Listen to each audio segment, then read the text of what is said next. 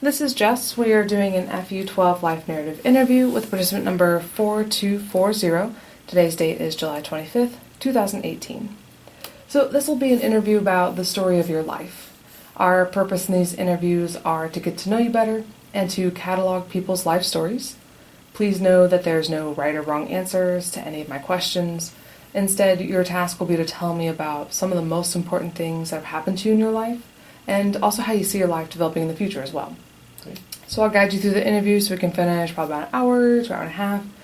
Since we're starting a little after 8, we should be done by 9 or 9:30. I should also let you know that I need to read these questions exactly as they're written for the sake of the research. It's not a test in any way. We just want to be consistent in the way we ask these questions. Okay. I'm also not able to provide a whole lot of feedback or responses to what you say, as I don't want to influence your story. So please don't worry if I don't seem very responsive or if I'm not really reacting. You may also see me write some things down occasionally as we go. I'm not evaluating you. I'm just taking notes of the different parts of your life you might mention. Some of the questions can be a little bit long, have multiple parts, so I'm happy to repeat anything if you would like. Also, if you would like to take a break at any point, something else to drink, bathroom break, just get up and stretch, just let me know. So are you ready to begin? Yes. Okay, great. So I'd like you to begin by thinking about your life since the age of 18 as if it were a book. Imagine that each major period or aspect of your life represents a chapter in the book. You can have 2 to 5 chapters. Please provide me with a title for each chapter and then briefly describe what happened in each chapter. This first section, we want to spend probably about 10 minutes on it or so try and keep your descriptions of each chapter rather brief. So what would you like to title your first chapter? We'll call the first chapter Unsure. Okay. And then how would you describe this chapter in your life, kind of talking about what was going on for you in this time? At 18, I was still in high school. Didn't graduate from high school until I was 19. Didn't know what I wanted to do. Studying never came easy to me, so I really wasn't the perfect college candidate. I wasn't sure which way I wanted to go. Mm-hmm. After I graduated from high school, I went to Merrimack Community College. Yeah. I think I was out there three semesters. And in 3 semesters, I came up with, 34 hours of transferable credit. Okay. Most of it science history related, because those were the things that I enjoyed and understood. Mm-hmm. From there, I really, I went into the workforce. I had worked throughout high school with one of the local television stations, had an opportunity to do multiple different jobs with them, and was exposed to a lot of different things within television. Got to work with the guy that ran their print shop, because most of the printed material for the station was created in-house. Hmm. So I got to work with the printing, what takes place, how stuff is from being typed on a sheet of paper to, putting it in an envelope to mail it out. Mm-hmm. Was exposed to that, wound up going back to school to take some graphic artist type stuff through one of the local trade schools, and then worked in that industry with a couple of different jobs until I was probably 23, 24. Okay. All right, so would that kind of finish that chapter for you? I would think so. Okay. So what would you title your next chapter?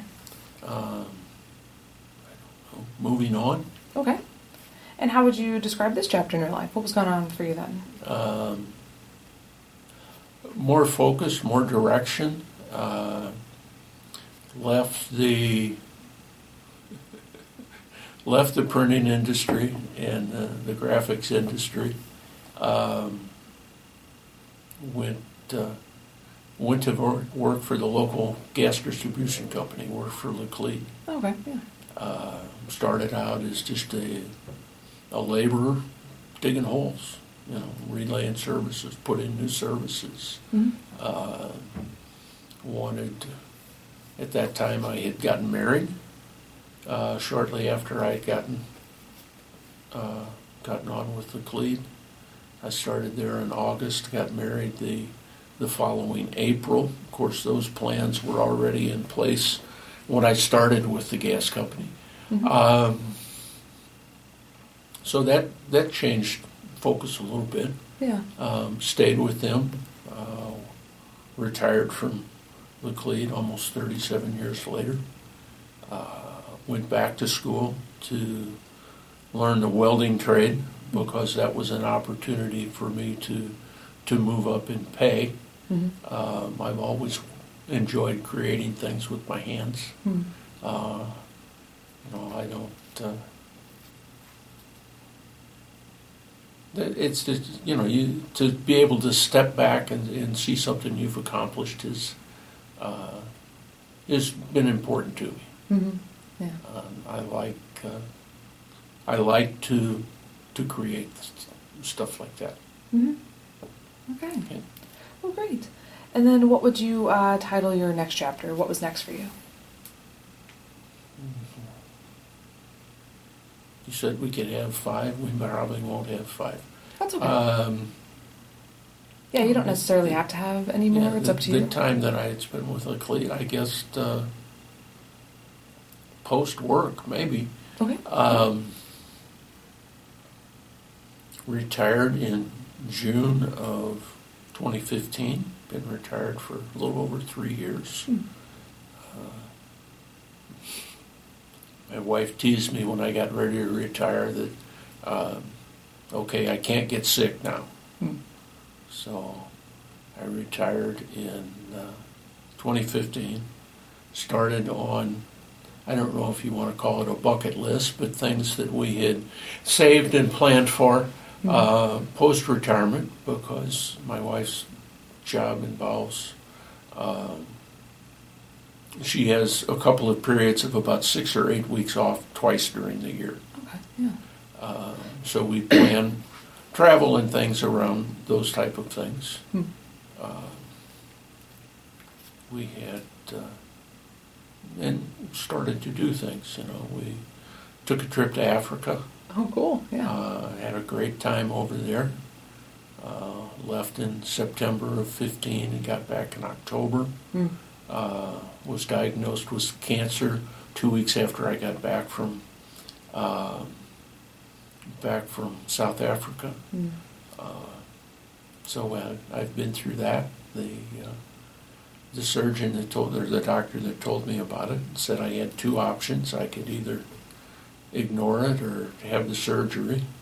Well, I said, well, that's one option for me, who's my surgeon. And moved on from there, went through chemotherapy. Right now everything seems to be working great. Okay, yeah. Can we revert back to chapter 2? Sure, if you'd like. Okay.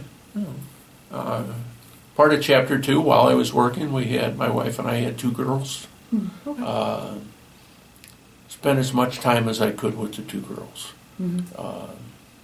My parents, when I was young, had a small neighborhood confectionery.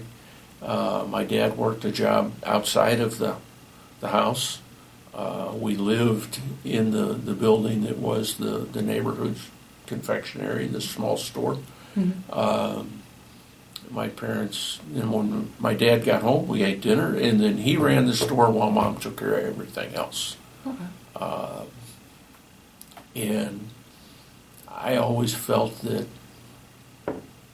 because of circumstances, and I don't know that I ever blamed them, that my parents didn't have a lot of time to spend with the 4 of us. I have an older brother and 2 younger sisters. And I wanted, when I had children, I decided that that wouldn't happen. So I was active with them with sports, with school, all the way through them going up and going to college. Mm-hmm. Okay. And that is, I don't know, the family life has always been important. Yeah, definitely. Okay. All right. Are there any other areas or any other chapters you'd like to talk about, or is that about it for you? I guess the last chapter is still a work in progress. Yeah. We still continue to travel. Mm-hmm. I hunt and fish for hobby or entertainment. Mm-hmm. So a lot of the travel we're doing right now is based on that. Yeah.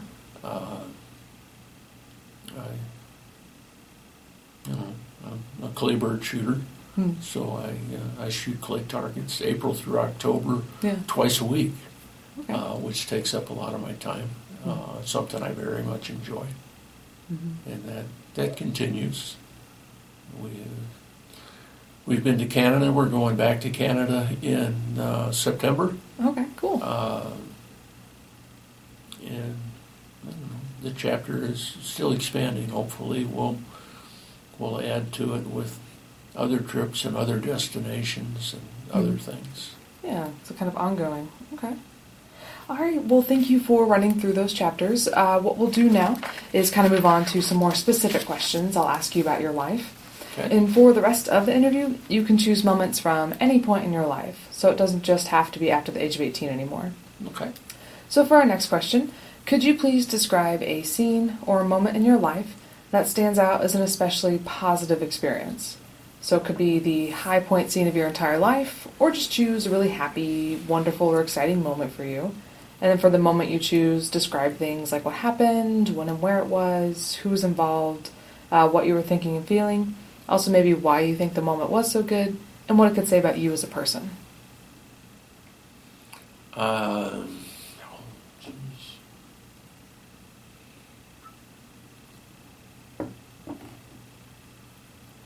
guess the birth of our first child Okay. was, an exciting time.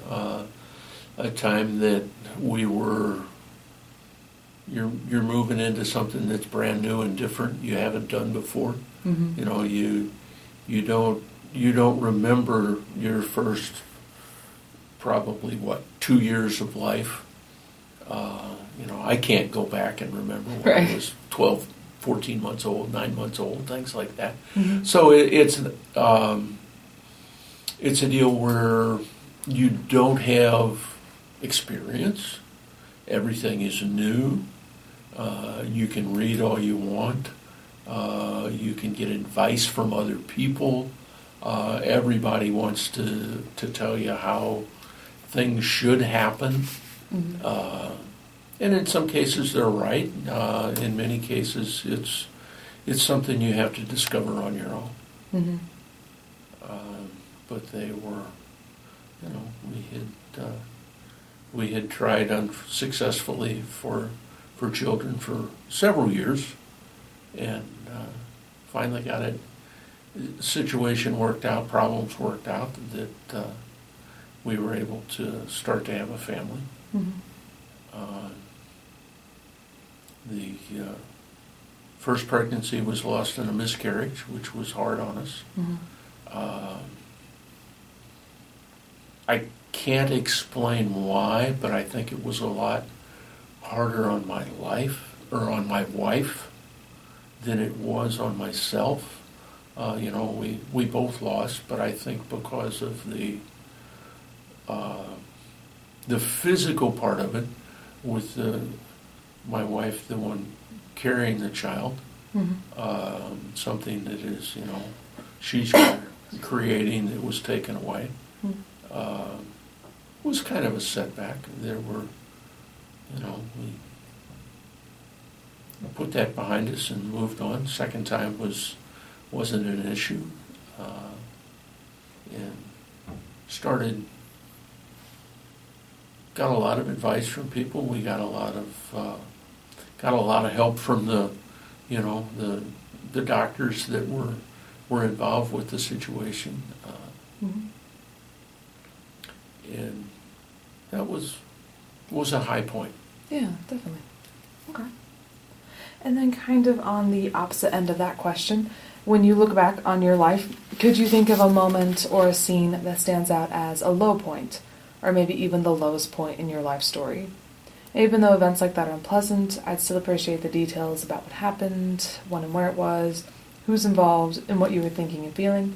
Also, maybe why you think the moment was so bad, and what it could say about you. I think, I don't know, we've all had low points. Excuse me. I think probably when my parents started to get older, my mother was involved with dementia, and honestly, couldn't remember things. Mm-hmm. Whatever was the current thought was continuously repeated, and sometimes within seconds. And the thing that was low about that to me was my father couldn't understand that.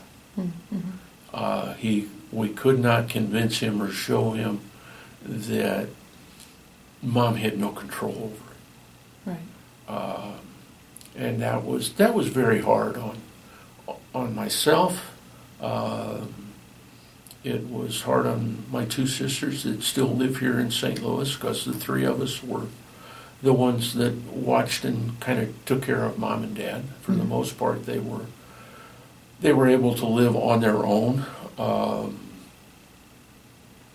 up until probably 5 or 6 months before my mom passed away. My mom passed away before my dad did.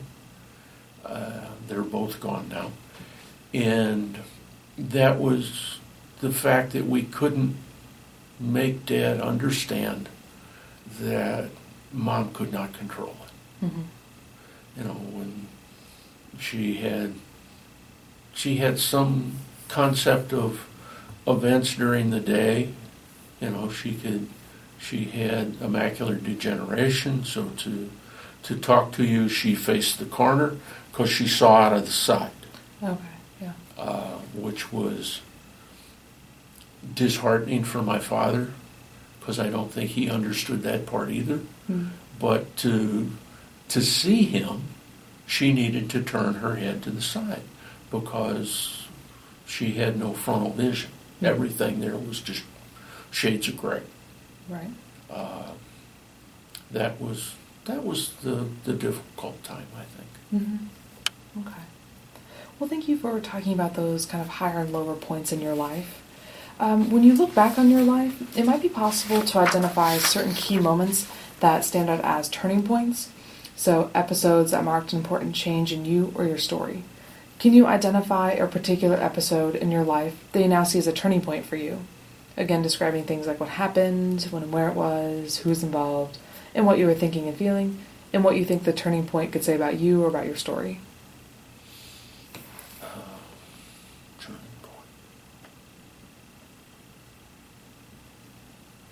point.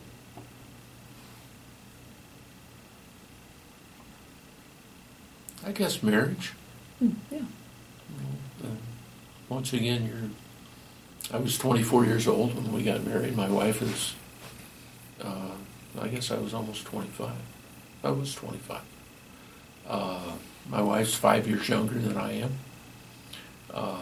So there's the age discrepancy, I think. She was considerably younger. I guess some people would call it considerably. When we met, I was 19 and she was 13. So I guess she would have been 13 or 14. I was probably 18 when I met her. Very close. Well, the sister of one of my best friends through high school. Okay. And to watch that relationship, I guess, develop and expand through not only the dating but after marriage, learning to do things together, to get along, to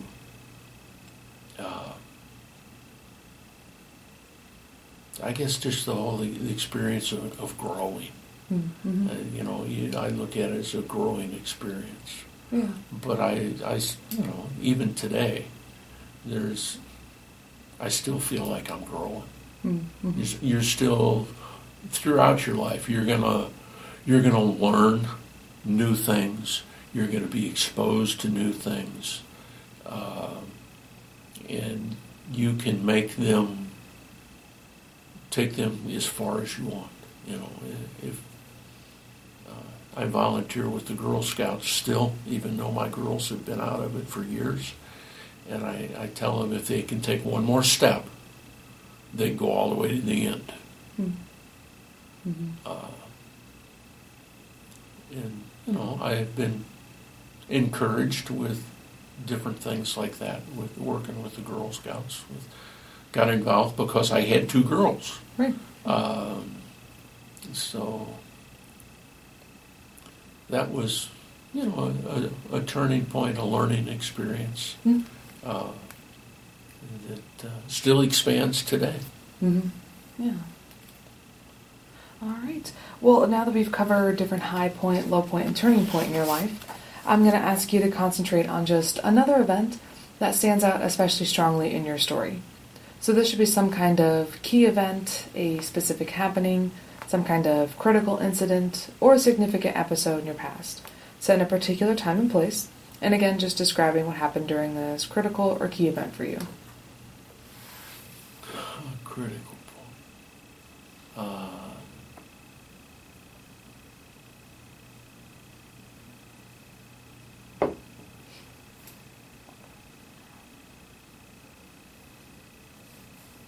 I guess one of the critical turning points, a key event, I don't know, catastrophic, whatever you want to call it, in working with the Girl Scouts. I work as a ropes course instructor with high and low ropes, team building type stuff. Yeah. I was hurt during a training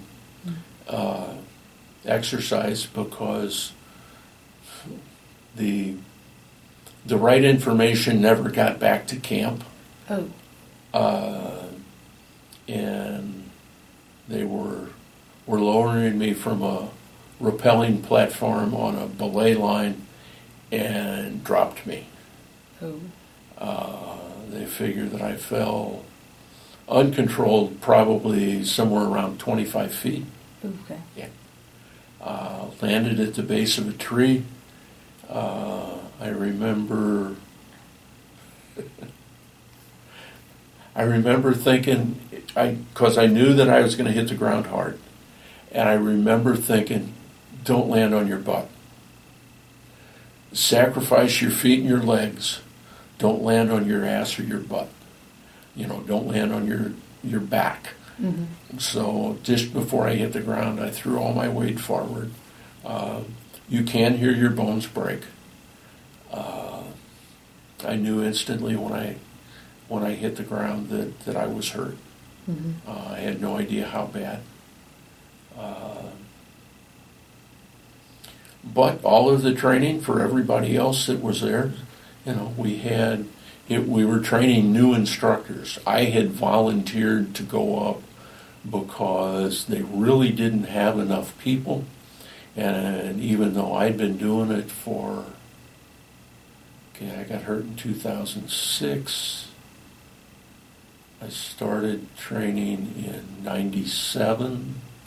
So I'd been doing it for about 9 years.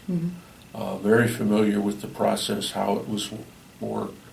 But it had gone up to be a new instructor, so they would have enough to run the class. Sure. The gal that asked me to come up and do it, I think to this day blames herself for me getting hurt. To which I have told her from day one, hey, you had no control over it. We were using a piece of equipment that we shouldn't have been using for the purpose, and we were never told about it because we'd used it in the past without any issue. Yeah. And that was, I guess, a big event that happened on April 1st. I called my wife myself and told her what had happened. Still laying at the base of the tree because one of them had cell phone service that worked there. And I think she was concerned because during the conversation she could hear the ambulance coming in the background. Okay. Told her where they were going to take me, and she got her brother and wound up meeting us at the hospital.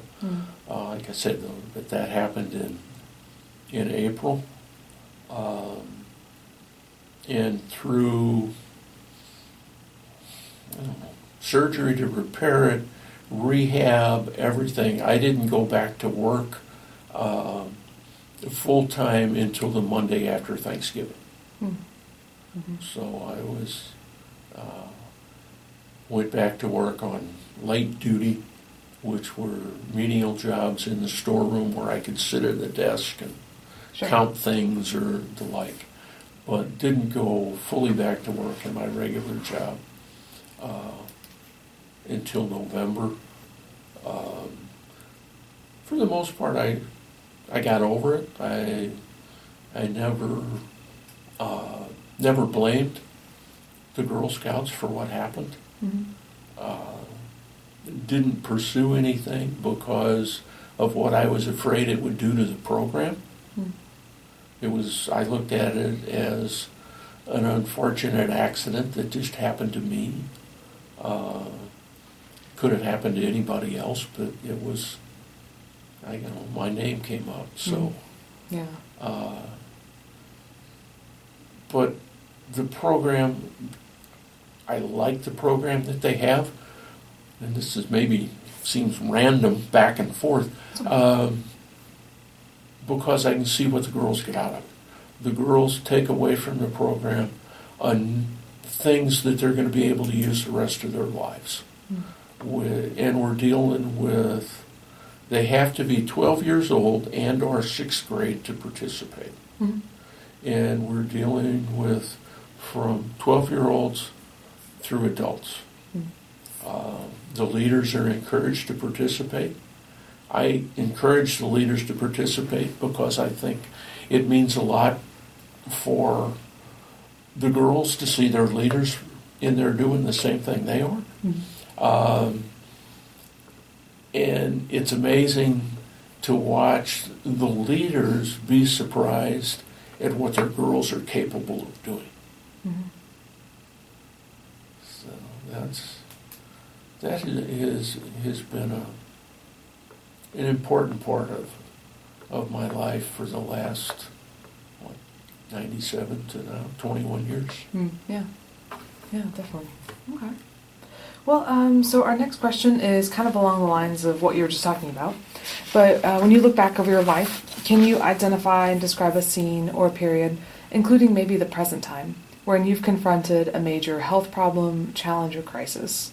So please describe what the health problem is or was and how it developed. If it's relevant, discuss any experience you might have had with the healthcare system while you were going through this. In addition, please talk about how you've coped with this health problem and how it's impacted your life. Okay. I guess it'd be the cancer thing. Okay.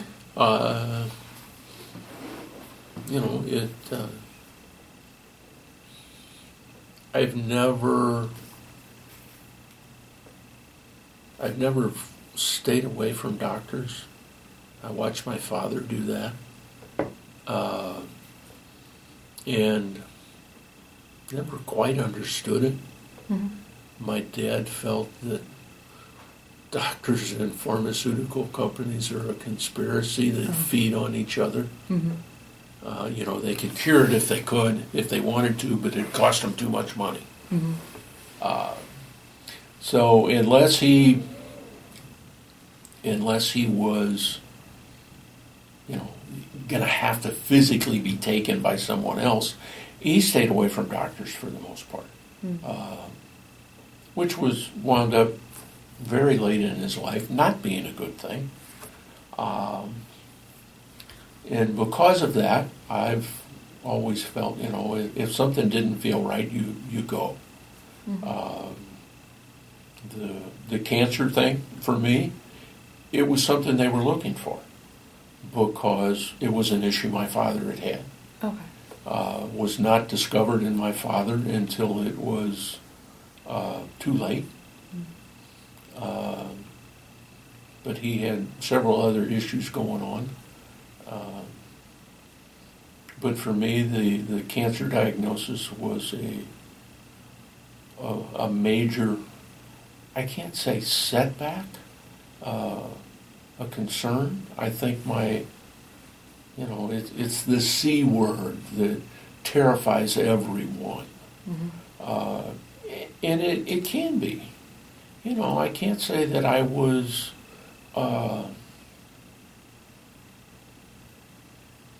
terrified. I look at it as a chapter in your life, that you're gonna write this chapter. You're gonna do what, for me, I'm gonna do what I can to put it behind me.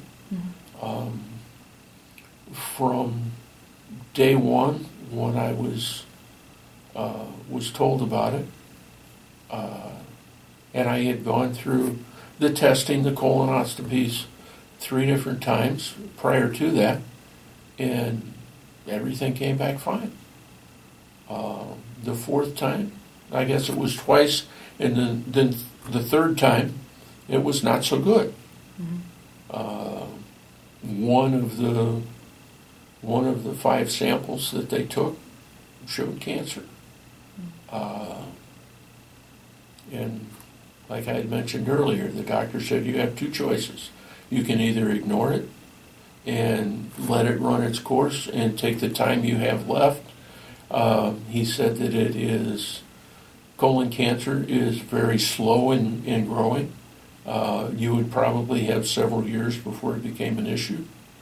I said, well, ignoring it to me is not an option. So who's my surgeon? Very reluctant, didn't want to give me a name.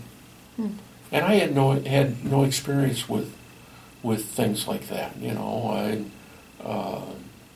I'd had an appendectomy when I was in high school, but the doctor that did that was long gone. The family had not had a severe medical history where we had somebody who did a surgeon that always worked on the family, anything like that. And I finally asked him, I said, why are you reluctant to tell me who I should see as a surgeon? He said, well, because in the past, if it didn't work out right, I've had patients come back to me and say, this is who you sent me to. And he said, I won't do that. I said, well, I'm not that patient. Yeah. I have no medical training, so I don't know who to say. Right. You can call St. Louis University, you can call Washington U, and you can say, point me in a direction of a doctor. I would just as soon have a doctor that works with all these doctors say, you might want to consider this guy or this guy. So what I did was I said, let me rephrase my question. And what I want to do is I want to turn this conversation 180 degrees. You're the new diagnosed patient. I just told you about it. With the knowledge and training that you have, who's your surgeon?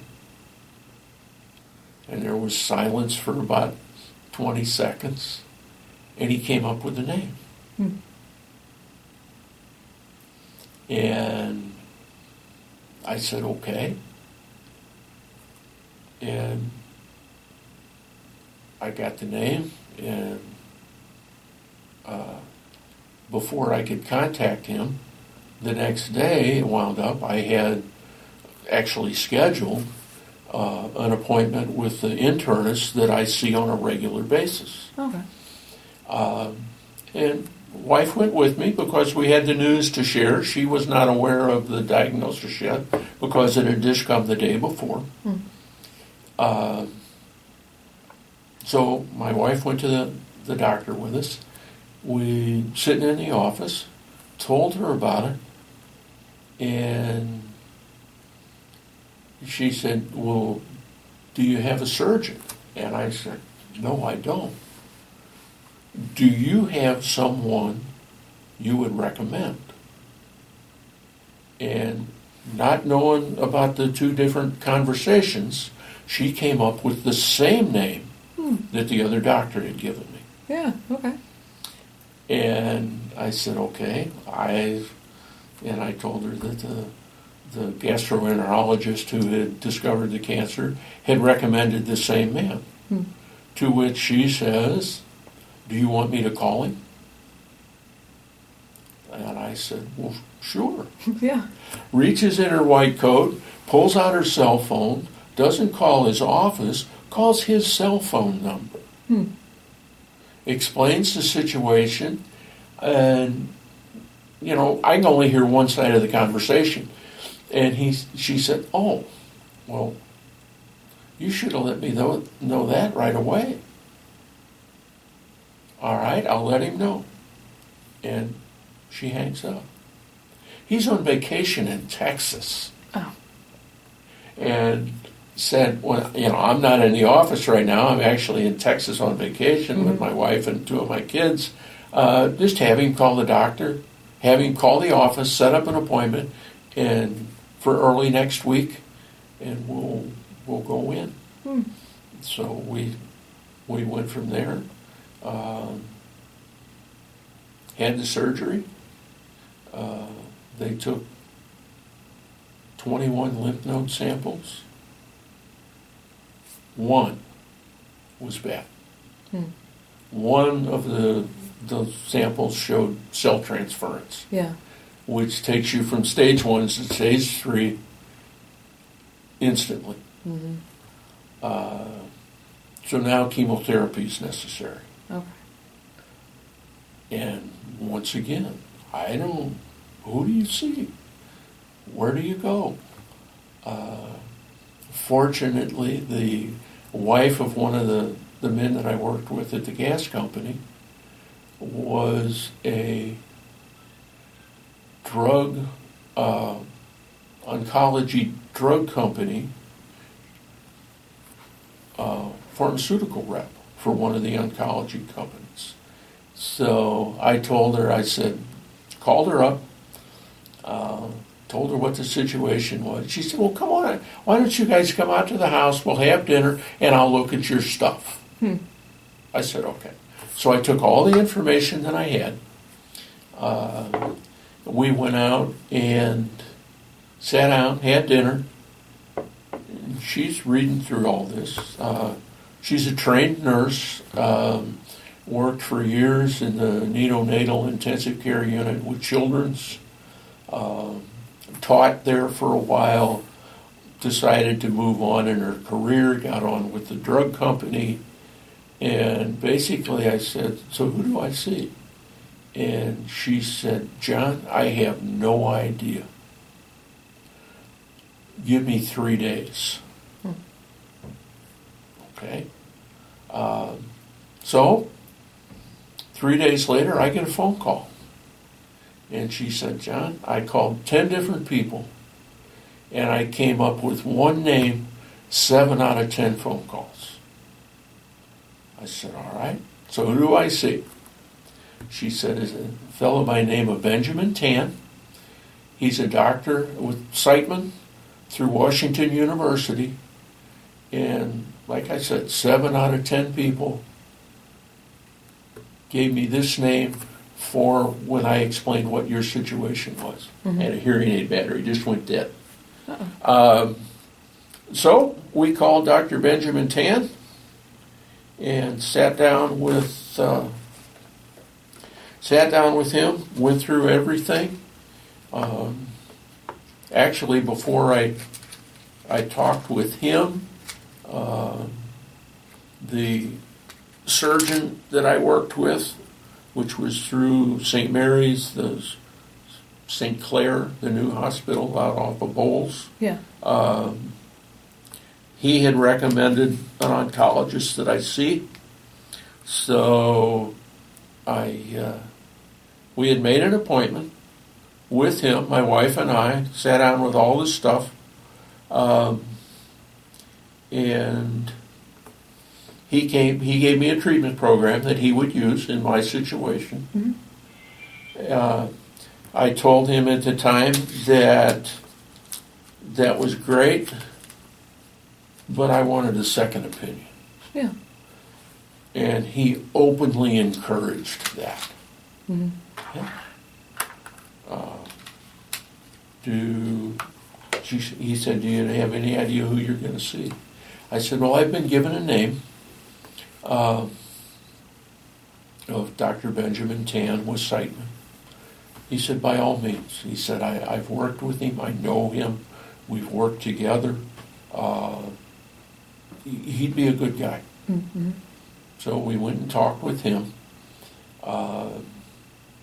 And sat down, had to decide whether we were going to go with St. Mary's, whether we were going to go with the BJC Siteman setup. Based on the recommendation of the 10 phone calls that a friend of mine made, mm-hmm. we decided that we'd go with Siteman. In talking with Dr. Tan then, he came out and basically told me, he said, John, in your situation, you don't need Siteman. Hmm. You're down here, and most of Siteman's patients are up here. He said, I'm going to use the same program that, and I don't remember the other doctor's name at this point, that he was going to use. Because for what your situation, that's the go-to treatment. Hmm. And I said, okay. But we're still going to go with Siteman. Yeah. And he questioned me a little bit about why. I told him that basically it was because of the feedback that I got when I looked into where you get treatment, mm-hmm. how often your name had come up, and you don't want to admit it, but cancer tends to be reoccurring. Mm-hmm. You know, you get over it, but it comes back. And I would just as soon be, if I'm going to become a reoccurring cancer patient, I'd just as soon be set up out here. Yeah. Set up with you. You're one of the go-to cancer treatment centers, certainly in North America. Mm-hmm. So we might as well start with the best. Yeah. You know, my insurance wasn't going to argue with where the treatment was coming from. So I've had no issue with them from the beginning to end. Still have no issues with the way the insurance has handled everything that's come up.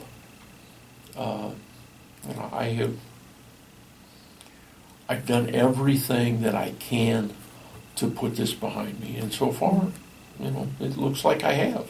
Well, good. Yeah. I go back in for the next round of CT, MRI, blood work, actually next Tuesday. All right. And if it comes back clean at that point, it will be 2 years post-chemotherapy that everything looks good. Mm. So that's going to be a good deal. Yeah. I still have my port. Mm-hmm. They tell me if at the 2-year mark that if everything's clear with this report, they'll probably go in and take the port out. I don't know that it's a badge of courage, but I'm ready to get rid of it. Yeah, I bet. Yeah. But from the beginning, from that very first phone call that I got from the gastroenterologist, when Dr. Ghuy called with the diagnosis, my attitude has been, it picked me, I didn't pick it. Mm. And I'll do whatever it takes to put it behind me. Mm-hmm. You know, chemotherapy wasn't easy. Would I go through it again? In a heartbeat? Yeah. You know, I'm not the kind of guy that's going to sit back and let it run its course or have its way. I guess because I'm young enough, I feel like I'm young enough that I've still got a lot of things that I want to do. Mm-hmm. You know, my girls are, well, now 35 and 30. There's oldest one turned 35 yesterday. Mm-hmm. And she is not married, lives here in St. Louis. The youngest one is married. I have 2 grandchildren, 2 little girls. Mm-hmm. You know, I want to see them grow. I want to see them grow up. You know, if I can keep quality of life and health, I'd like to see them get married. Yeah.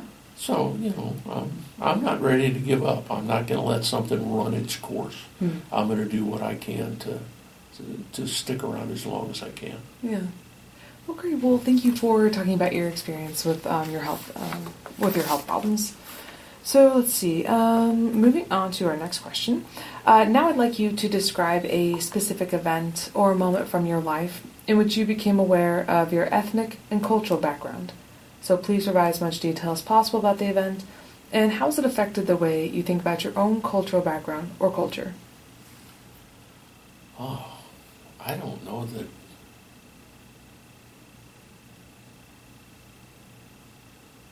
I've really ever had anything that, you know, how do you even describe it?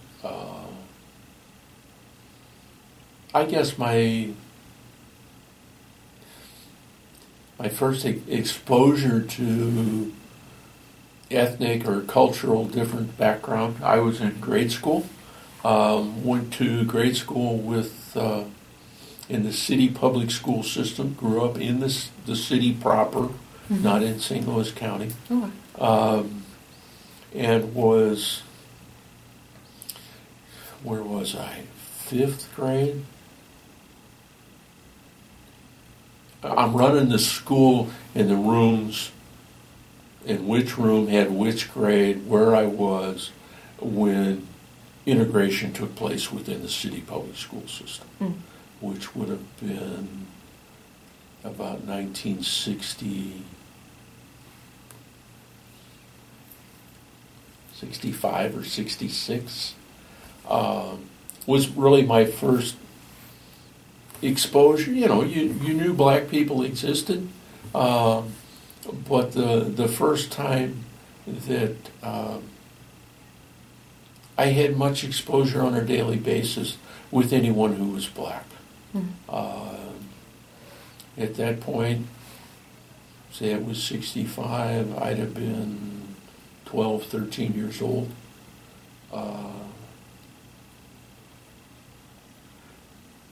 Probably my first exposure to the N-word, and it was them using it against each other. Because to them, it was a derogatory term. That if somebody did something they didn't like, they were up and they'd let it fly. And it kind of surprised me how often it was used, the context it was used. That was, I guess, part of a difference in ethnic backgrounds and the like. And then from there, we fast forward 40, 45 years, involved with a small church now in the city proper, in a neighborhood that has a very large immigrant population, and they've come from all over. The minister that we have is an immigrant from Ethiopia, who left because of Christian persecution. Most of the people that are involved with the church are Christian. That Christianity in the area where they were was not acceptable. They were persecuted because of being Christian. When it's against the law to have a Bible in your possession, when you can go to jail for that, a lot of them left because of radical Muslim influence in the areas where they were. And we've got people from all over the world right now, and they come and go. Several from Ethiopia, a bunch of people from Nepalese, 4 or 5 different countries from Central and Southern Africa, Swahili, people from Eritrea, and it has given me personally how do you say it? I don't know that it's an influence, but an awareness of different cultures. When you immigrate like that, you bring in, you want to bring what you're used to. So you bring in a lot of your traditions, you bring in a lot of your foods, and it's been an exposure to that.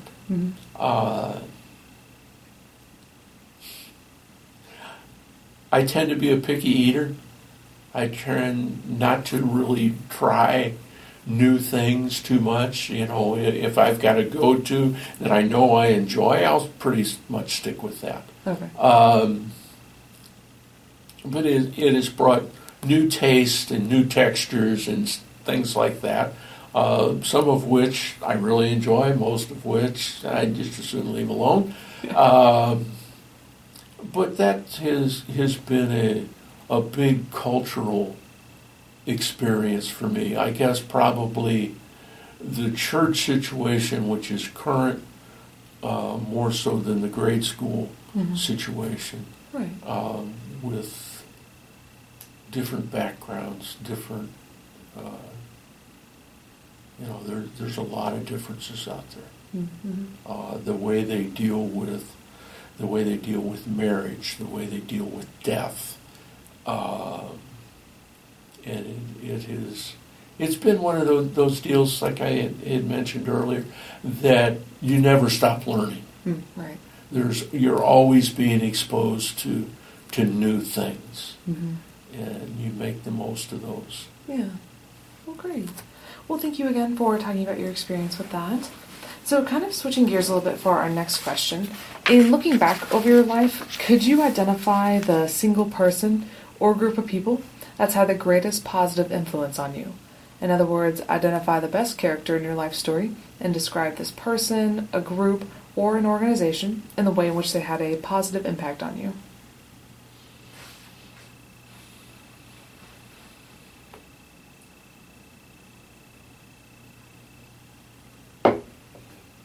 I guess parents,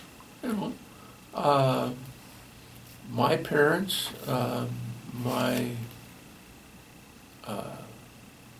in-laws, very positive, very similar in the way they brought up their children, that similar to the way my parents brought me up. They were a huge influence. my in-laws were from the beginning before they were in-laws, they were parents of my high school buddy, parents of the girl I was dating, who were also the parents of who would become my fiance, who became my wife. The openness that I was accepted into that group, and that goes all the way back from when he and I were just friends in high school. I think a lot of that was because of the similarities in the way we were brought up, the morals that we had been taught, that how we felt about different things. Family's always been important. I think family has an awful lot to do with a lot of things. Morals, how you feel, politics maybe, all kinds of things like that. But both my parents and my in-laws, both of my parents are gone. There are times when you'd like to ask them one more question. My mother-in-law has passed away. My father-in-law is still up and going and moving. Dad turned 89 on the 20th of July. We just celebrated his birthday. Plays golf twice a week. Still drives successfully for the most part. Still thinks he's probably 35. We're having a hard time getting him to slow down. But, at 89, if I could be moving the way he is, I'd be happy to be 89. Yeah. But he is, my parents and the in-laws I guess the in-laws more have been able to teach, I don't know if teach or influence me becoming more focused, sticking with something. Sure. I'm sure there's some adult ADD involved. And I know that, and I work toward that. It was something I was never medicated for, but when I was a little guy, they didn't medicate for it. Right. That's just the way you were. I think part of the problem now is they're too anxious to medicate. But that would, that's the group that I think has been very influential. Yeah. And kind of on the opposite end of that, could you think of the single person or group of people that's had the greatest negative influence on you in your story?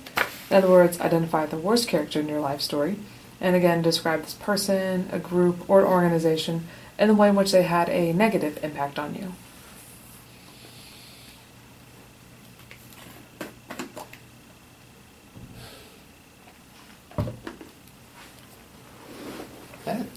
That's a tough one because, if something was very negative, I didn't stick around. Yeah. I have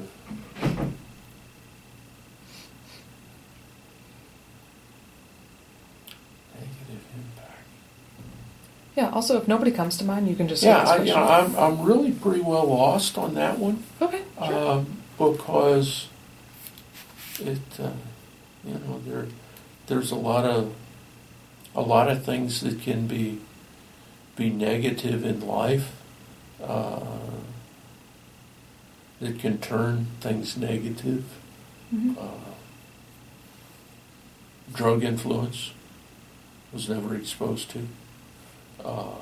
Alcohol influence. I saw how it affected some other people, so that, don't go there. My father-in-law was his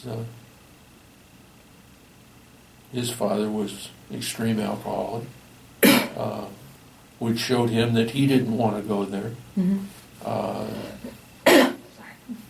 I was exposed to kids growing up who had alcoholic parents, and I saw the negative effect that they were involved with. I think that if there's been something that was negative, like I said, I stayed away from it. Mm-hmm. I never did understand the let's go get drunk. I'm not against having a drink. Mm-hmm. Drink socially. Sure. I drink because I enjoy it. I'm not trying to hide anything, to mask anything with the small amount of alcohol that I do consume. Mm-hmm. I think some of the guys I worked with thought I was nuts because I wouldn't sit and drink beer with them. I didn't enjoy it. Mm-hmm. If it's hot and I'm barbecuing, the first beer tastes kind of good. Yeah. About half of the second one maybe, and then I'm done. Mm-hmm. We talked one time at work about somebody going to the lake, and I asked how far away it was, and one of the guys said, it's 17 beers. And I said, it takes 3 weeks to get there? And he looked at me like, I said, you don't understand, guys. You're looking at a guy that a 12-pack lasts me 18 months. There's something wrong with me. They thought that, they couldn't, from the background that they had been brought up in, Mm-hmm. they were as confused by that as I was confused with what they had been brought up with. Mm-hmm. I guess exposure to other people's alcohol issues, if I had a negative, would be it. Mm-hmm. Okay. And I never wanted to go there. All right. Well, thanks for talking about those positive and negative influences. So for our next question, in looking back over your love life, it might be possible to again identify those key moments that stand out as turning points, episodes that marked important change in you or your story. So can you identify a particular episode within your love life that you now see as a turning point? And it can involve any other romantic partners you've had in your life. Again, just kind of describe what happened during it.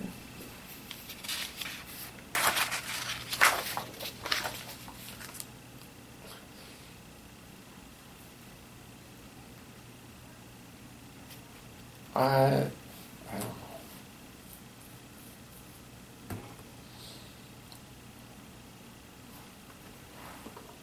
don't know. I didn't date much when I was in high school. Gone out a few times, had a few dates with different girls. When I was introduced to my wife, who was the sister of a very close friend. Mm-hmm. And I don't want it to sound, I was accused of all kinds of things because of the age difference, when you're 18 and she just turned 13. When I told my buddy after I had met her, and I had seen her a couple of times, that I said, one of these days I'm going to date your sister. And because of the age difference at the time, he thought that was hilarious. I said, what are you talking about? Mm-hmm. I said, one of these days I'm going to date your sister. Cute little blonde gal. Always been attracted to petite women, and she fit the bill. Just as bubbly and happy and nice as she could be.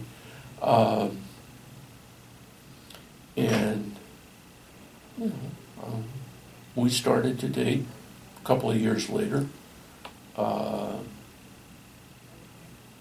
And she has been my love life. Mm-hmm. Next April, we will have been married 40 years. Oh, okay. And, you know, to see that nature and grow. I have, I don't know that she probably won't ever see this.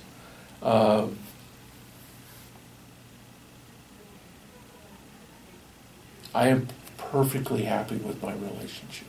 It's as good as it gets. I am the only person my wife has ever dated. But when you start dating when you're 14, that's a good chance. Yeah. Yeah. Good point. Yeah. And there are times that I don't know that I can say I wish, but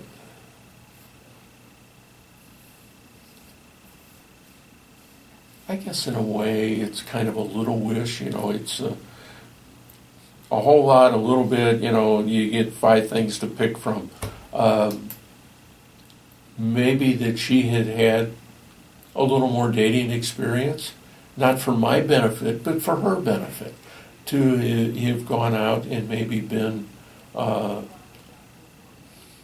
seen how other guys do it. But she didn't get that chance. And she, because of the fact that it will soon be 40 years, I think she's happy with that decision too. Yeah.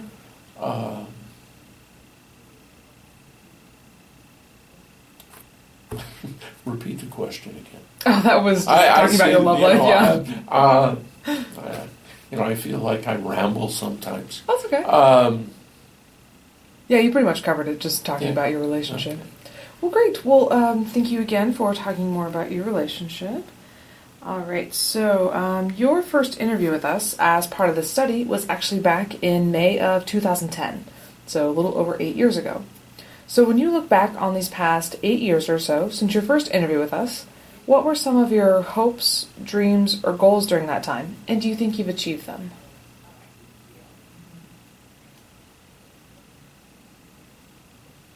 Oh, that's great.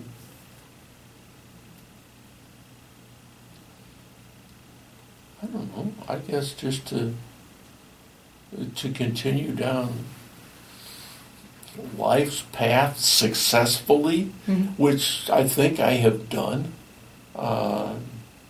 You know, I roll back 10 years ago. 10 years ago I was 54, not 64. You know, life was good.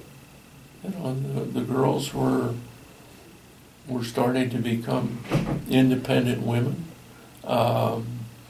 That we, you know, I was proud of the way they turned out. You know, the same way I think that my parents were proud of the way the 4 of us turned out. You know, my mom made the comment one time, I never had the police call and say, your son has done. So she said, I must have done real good in bringing me up. So, you know, I think I've been successful. I've accomplished a lot of the things that I guess were goals. I'm continuing to move on and accomplish things that are yet, like, I don't know why I don't like the term bucket list. But, you know, everybody's got some things that they'd like to, places they'd like to get to, you know, things they'd like to see, people they'd like to meet. And I think I'm doing a good job of accomplishing those things. Yeah. Well, that kind of actually feeds into my next question, which is how you see your future. So your life stories included those key chapters and scenes from your past, like you've been describing, but also includes how you'd see or imagine your future. So how would you describe the next chapter in your life, or what do you think is next for you?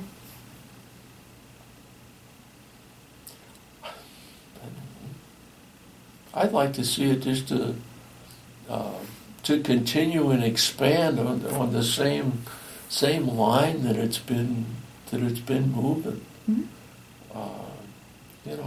I still have wind up with opportunities to be creative with my hands. Mm-hmm. Went back to work part-time, not that I needed to, but I've always been willing to, if somebody needed help, I was willing to help them. Mm-hmm. Went back to work last year for a few months, and then this year it started in March and didn't end until a few weeks ago. Being able to create a welder by trade, Mm-hmm. so I created piping systems. I created all kinds of things. Basketball backboards, Mm-hmm. picnic table frames, lawn furniture, and had an opportunity to continue to create things Mm-hmm. with the company that my wife works for. Yeah. They were looking for somebody that could weld, and I could do that. And, so a few months out of the year, I go back to work. Okay. All right. Well, actually, one last question for this part of the recorded interview. So lastly, I'd like to ask you to provide me with a life theme. So in looking back over your life as a story with chapters and scenes, can you identify a central theme, a message, or an idea that runs throughout your life? And can you describe it? Oh, yeah.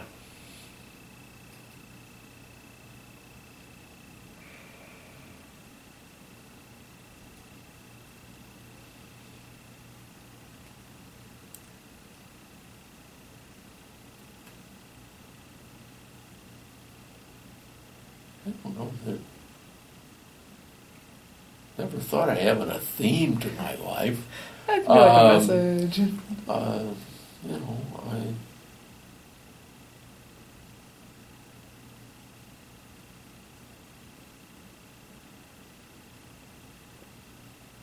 I like to help others.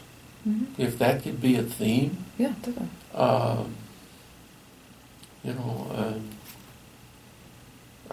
I kind of sit back and do,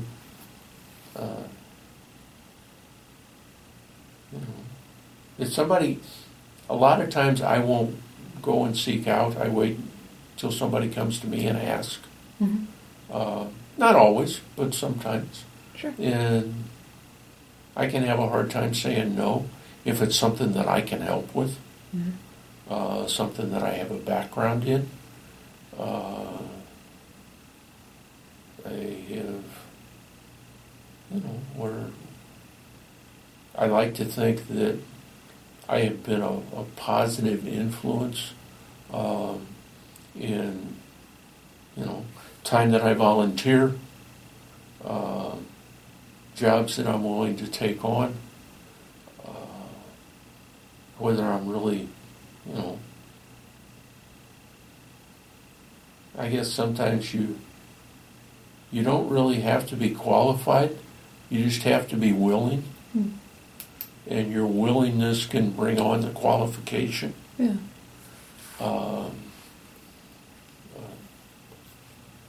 I don't mind volunteering time. I think I'm relatively humble in I don't want the recognition.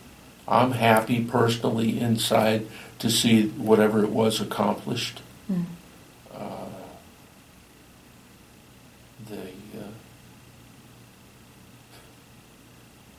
They were teasing one time about,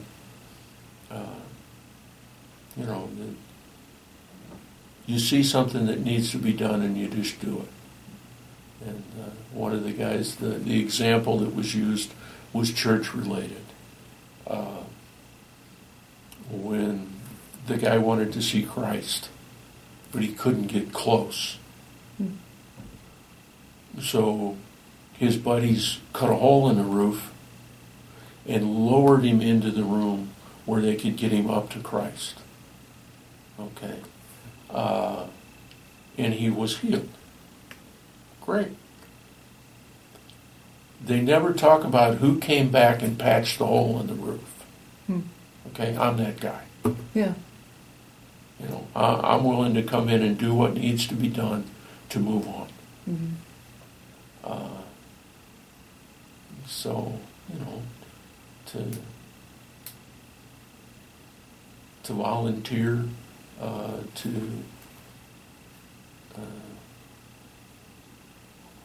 to give of myself, and I feel once again I'm off track, but No, you're good. That's something that I guess I've always done. You know, I take personal pride in doing that. Yeah. But like I said, again, it's not something that I have never sought out recognition for. I would just assume the other guy, if somebody else wants to stand up and say, I did, I'm willing to let him.